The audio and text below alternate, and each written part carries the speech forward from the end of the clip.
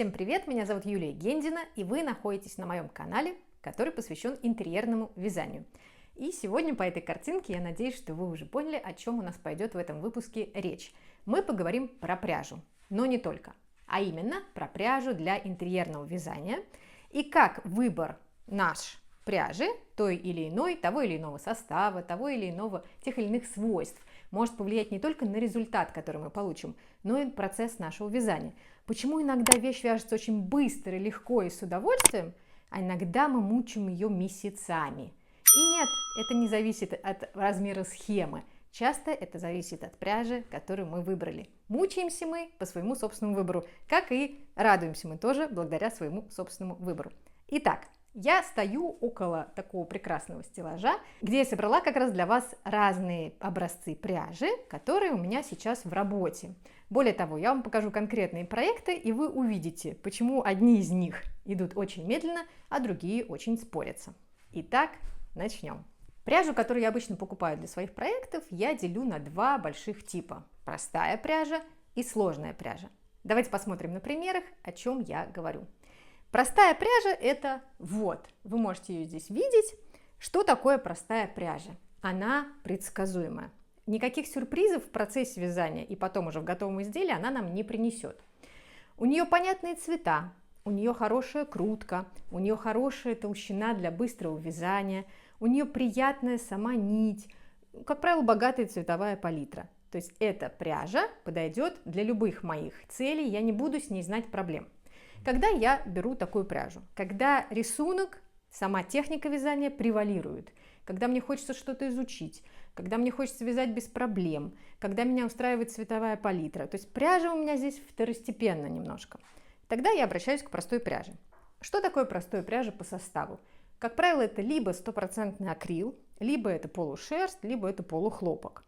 Но что такое стопроцентный акрил? Это качественный акрил. Я знаю, что для многих из вас эта фраза немножко режет слух, но да, акрил – это высокотехнологичная пряжа, которая может быть качественной. Что я имею в виду? Качественный акрил не расслаивается, не скрипит, не электризуется и имеет более-менее понятные цвета. Что такое более-менее понятные цвета? Не слишком химические, не слишком яркие. Такая пряжа существует. Как правило, это производство Турции часто бывает, но и российские марки иногда тоже обладают свойствами, которые мне подходят. Дальше. По техническим характеристикам. Простая пряжа, как я уже сказала, не расслаивается. У нее хорошая крутка. Почему это важно? Потому что если мне важна сама техника вязания, узор, который я сейчас пробую, например, да, я не хочу отвлекаться на сложности нити. Я хочу, чтобы у меня сам процесс вязания проходил очень легко, чтобы крючок хорошо скользил, чтобы он не цеплялся там где-то в процессе за что-то ненужное, чтобы не расслаивал нить, чтобы мне не нужно было именно что отвлекаться на эту пряжу. Поэтому простой пряжи очень хорошая крутка. Видите? То есть даже если мы нить раскручиваем, она не расслаивается. Такую нить найти можно. Кроме того, у простой пряжи, как правило, толщина, подходящая для быстрого вязания. Что это значит? Пряжа для быстрого вязания позволяет нам действительно вязать легко, азартно. Я не говорю сейчас, что это должна быть очень толстая пряжа, например, в 100 метрах 100 грамм. Но обычно это пряжа 210 на 100 грамм, 240 метров на 100 грамм. То есть пряжа, подходящая под крючок 4,5, 5, 5,5. Изделия из нее получаются в меру объемными, в меру толстыми, в меру тяжелыми и позволяют нам вязать быстрее. И про цвета.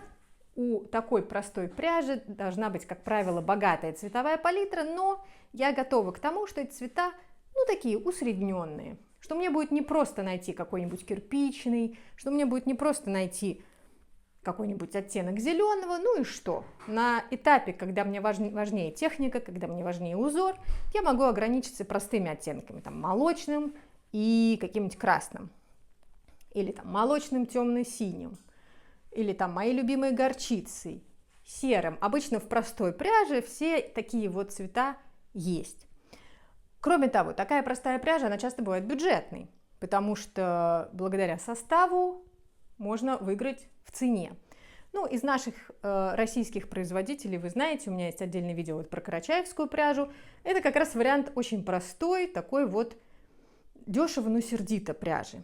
У нее есть, конечно, свои особенности, свои нюансы, и по цветам там есть проблемы, и по толщине нити, но в целом плюс-минус она не доставит никаких проблем в процессе вязания. То, что нам и нужно. Сейчас я покажу вам конкретный пример, что я сейчас делаю из простой пряжи. У меня сейчас в работе рождественская коллекция. Я вам пока ее еще не показывала, вот говорю о ней впервые.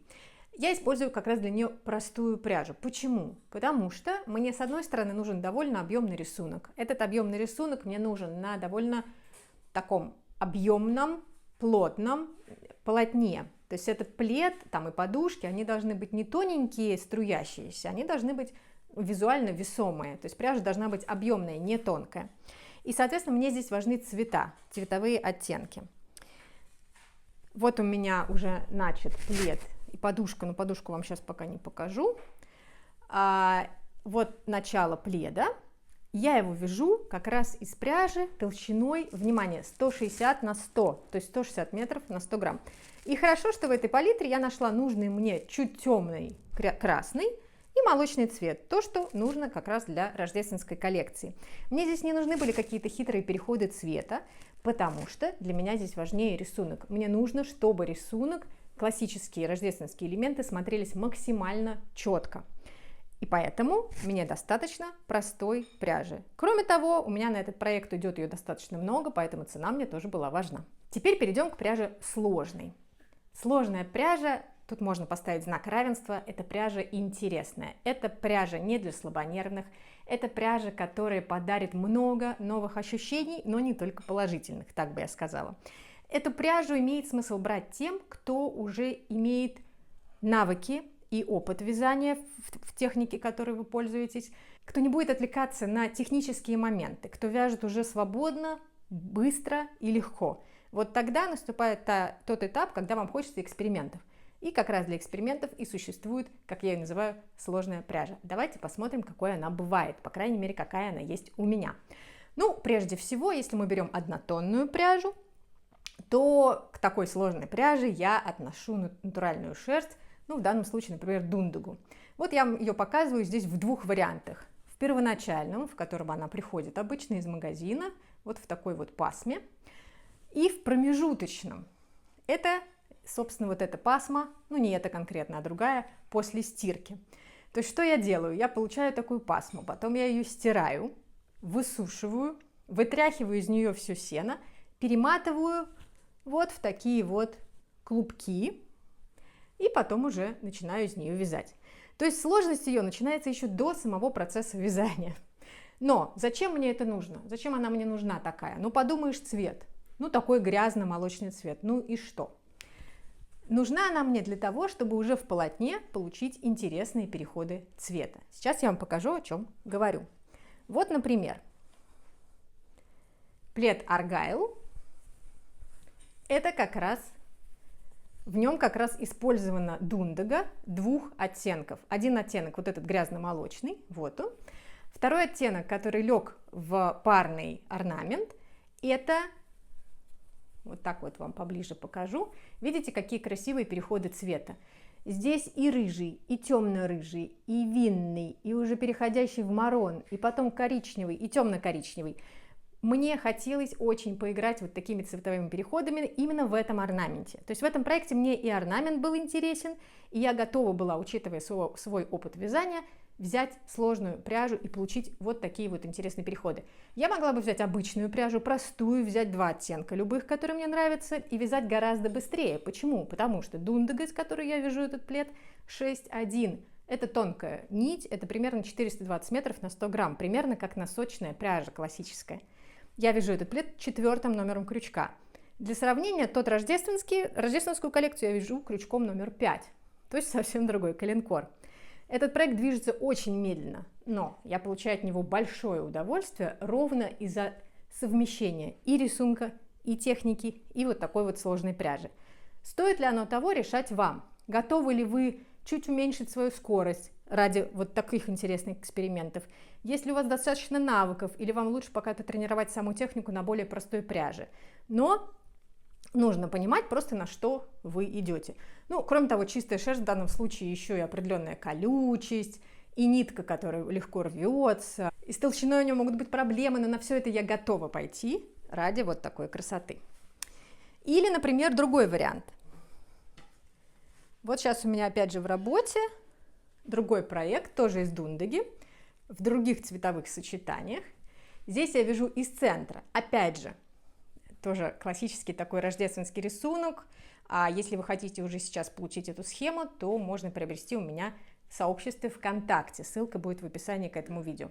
Так вот, здесь я вяжу из центра, и мне тоже очень было интересно, как вот эти красивые переливы Дундеги лягут, расширяясь из центра по краям полотна. То есть, если вы присмотритесь, то тут будут видны на горчичном фоне и черные моменты, и темно-синие, и чуть фиолетовый. То есть такой очень интересный градиент. Вообще такая сложная секционно окрашенная пряжа с длинными секциями отлично играет при вязании из центра. То же самое, очень тонкая нить, рвется, ничего не видно, петли плохо видны, вязать медленно, но для меня это стоит того. Стоит ли это того для вас, решать вам. Это то, что касается Дундеги, но бывает сложная пряжа и многоцветная. Что значит многоцветная? Ну, классический вариант, наверное, пожалуй, давайте вот такой вот рассмотрим. Это то, что мы часто видим в магазинах. И это такая разноцветная нить, она окрашена секциями, то есть секционно окрашенная пряжа. Когда я увидела этот моток на полке, я немедленно загорелась, я немедленно его схватила. Смотрите, какой он красивый, сколько там цветов. А теперь давайте присмотримся, сколько там цветов и какие они. И синий, и голубой, и зеленоватый, и рыжий, и фиолетовый, и какой-то желтый.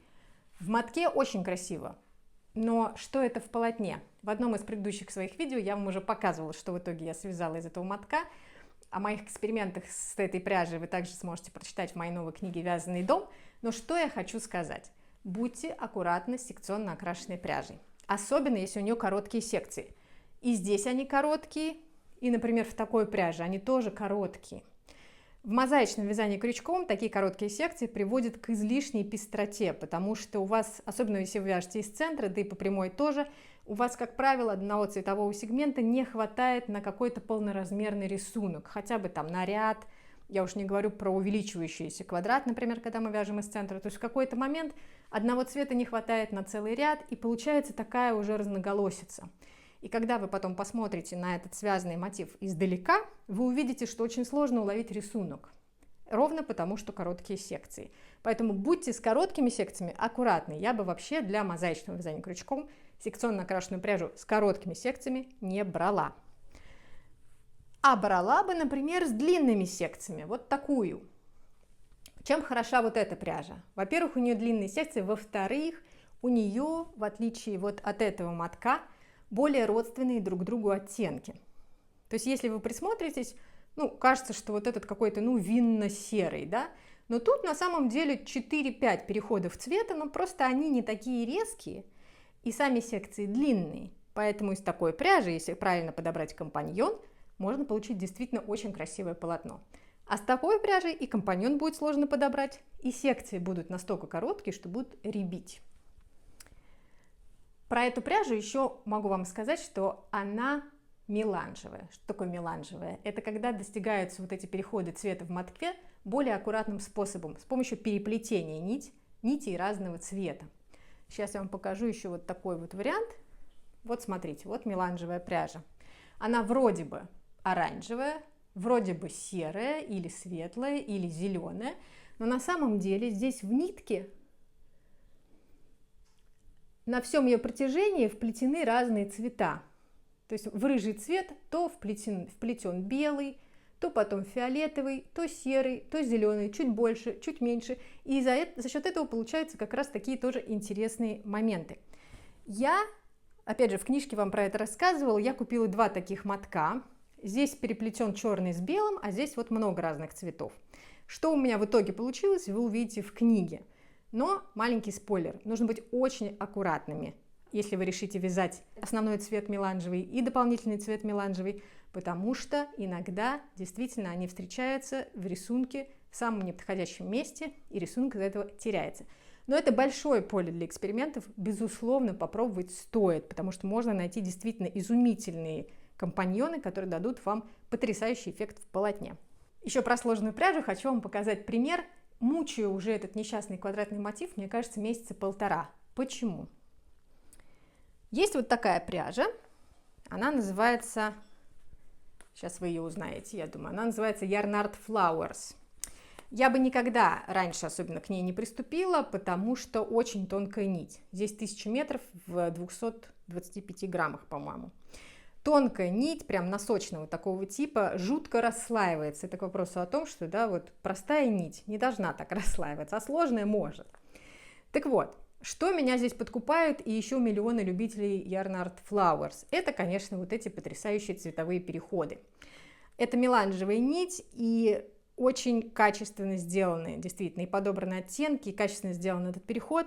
Начиная с темно-рыжего, он постепенно становится светлее, светлее, светлее, потом опять темнее, темнее, темнее, и уходит в винный. Нить очень длинная, очень красивая. Я, поскольку это моя черно-белая коллекция, попозже про нее расскажу, когда будет что показать, я там к черному цвету подбираю разных компаньонов. Вот в данном случае я подобрала как раз этот градиент, и к нему классический вот черный оттенок, причем пришлось помучиться уже на старте, уже на подборе пряжи, потому что эта пряжа очень тонкая, мне не удалось найти прям такой же толщины моток черного, пришлось брать хлопок, хлопок тоже расслаивается, в общем, уже на старте было понятно, что дело пойдет не быстро.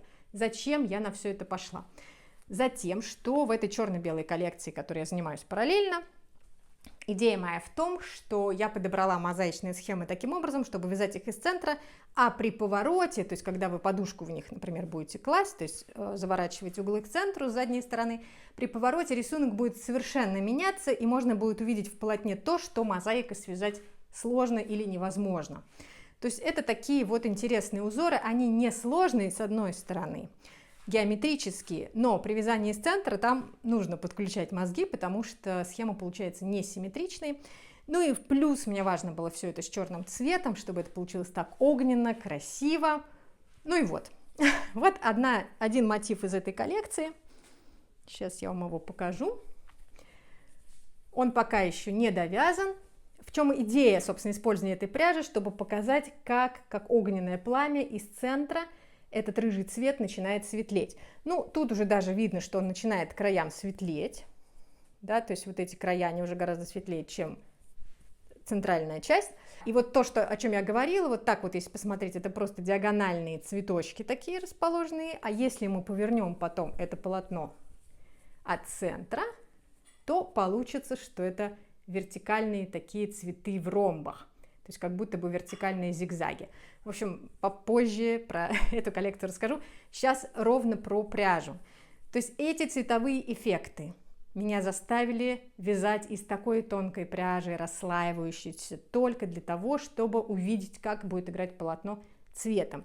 Я возьму себя в руки и еще его немножко довяжу, чтобы вот эти края были еще светлее, и тогда будет это лучше видно.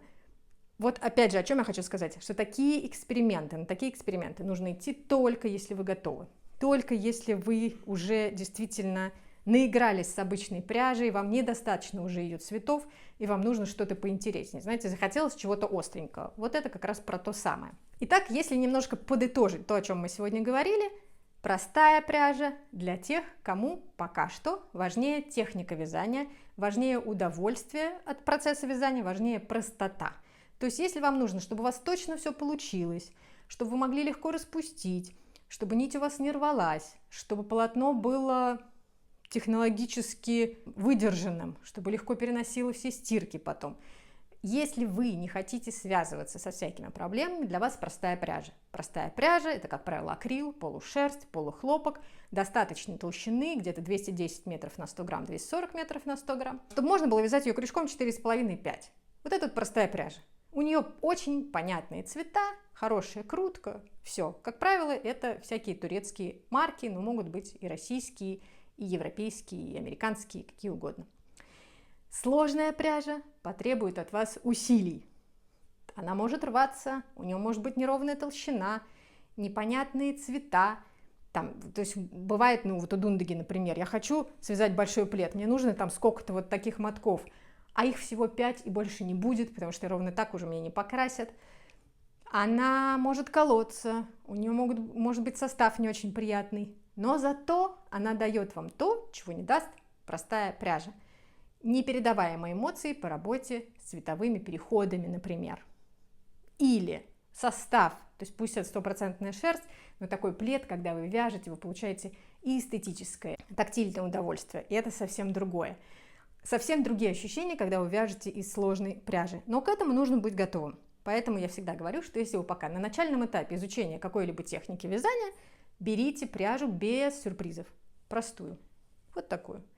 Если вы уже готовы к сюрпризам, готовы к экспериментам, хочется чего-то остренького, тогда к вашим услугам и разные составы, и разные цветовые переходы, и разные метражи. Тогда вам уже не страшно будет вязать из более тонкой пряжи, и пусть это будет дольше по времени. Но вы будете к этому готовы и подойдете к этому осознанно. Надеюсь, что после сегодняшнего видео у вас что-то разложилось по полочкам. Буду рада вашим комментариям. Расскажите, пожалуйста, какую пряжу предпочитаете вы. Боитесь ли вы трудностей, например, в такой пряже, как Дундага? Или вы любите более предсказуемую пряжу, пусть даже это будет акрил? Как у вас с круткой пряжи? Нервирует ли вас расслаиваемая пряжа? Или вы готовы это терпеть ради определенных марок? Или вот, например, крутка пряжи – это самое главное, на что вы обращаете внимание в магазине. Будет очень интересно. Кроме того, всегда помните, что ваши развернутые комментарии помогают и другим сориентироваться. Потому что я вижу, что комментарии вы пишете много и читаете их потом тоже очень много. Еще раз большое спасибо. Выбирайте пряжу с умом, пользуйтесь ею, вяжите на здоровье. Будьте здоровы. Пока-пока.